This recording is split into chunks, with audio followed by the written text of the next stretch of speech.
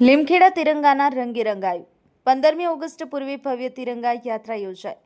લીમખેડામાં દેશભક્તિનો માહોલ, ભારત માતાના જયઘોષથી ગુંજ્યું સમગ્ર નગર.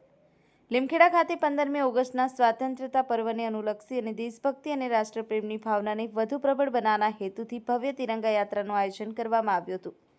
સાંસદ સભ્ય તથા પૂર્વ કેન્દ્રીય મંત્રી જસવંતસિંહ ભાભોર સાહેબની આગેવાની હેઠળ યોજાયેલી આ તિરંગા યાત્રામાં મોટી સંખ્યામાં લોકો જોડાતા સમગ્ર લીમખેડા શહેર દેશભક્તિના રંગે રંગાયું હતું.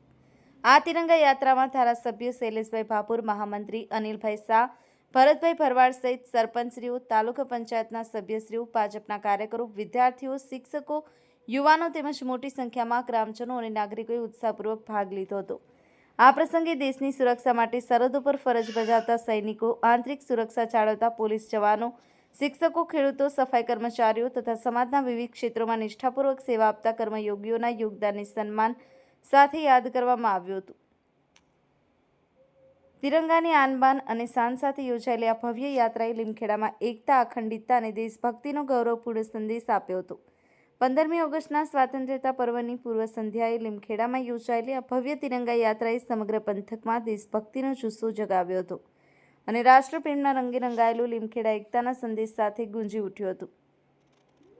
Public India news Jasubhai ગણાવા, Harmesh સત્યની સાથે.